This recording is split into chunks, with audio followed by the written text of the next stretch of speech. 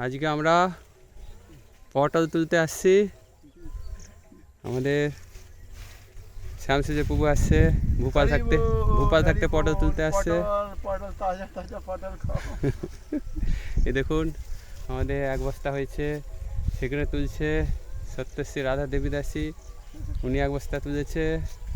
আর এখানে দুটো পিলার আছে ছোট ছোট, এনারা দুজনে 2 বস্তা তুলেছে। সব তুলা হয়ে গেছে। 50-60 কেজির মতো পটল এখন অবধি তুলা হয়েছে, এখনও তুলা চলছে। আপনারা দর্শন করতে থাকুন। ক কিলো হয় মনে হচ্ছে 1 কুইন্টাল হবে, এখন তুলা চালু আছে। আপনারা দর্শন করতে থাকুন। ওটা হবে 30 কিলো হবে। 30 কিলো। আর ওইগুলো 50 কিলো হয়ে যাবে। কোনগুলো? সব মিলিয়ে? হ্যাঁ, সব মিলে তো 50 কিলো এখন অবধি তুলা হয়ে গেছে। এখানে একটা পটল আছে, এখানে একটা আছে, এখানে একটা রয়ে গেছে। আমার সেখানে তালারা মারছে। চলো তাড়াতাড়ি চলো।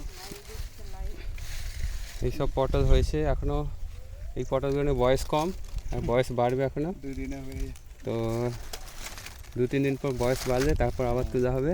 তারপরে রাহু কাতুর পেটে যাবে। ভগবানের কাছে যাবে।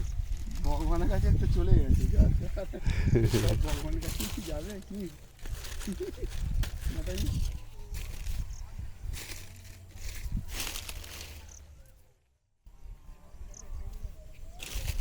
ও তো তুললে এখনো 10 কেজি তোলা যাবে।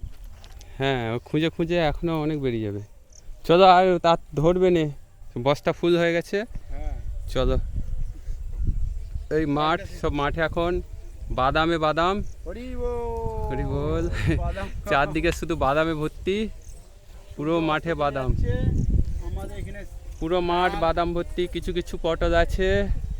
আর এইটা হচ্ছে সাইডে বাঁধের নিচে বড় নদী আছে। চলে যাচ্ছে বাঘ হরিণ, এবার কুকুর আরে চলে আসবে, আমাদের কথা খেয়ে নিবে, তাড়াতাড়ি পাল চলো। এই বাঁধের ওপারে বড় নদী আছে, নদীর জলেতেই এইসব চাষ হচ্ছে। এখানে গোমাতা ঘাস খাচ্ছে। হরি বল।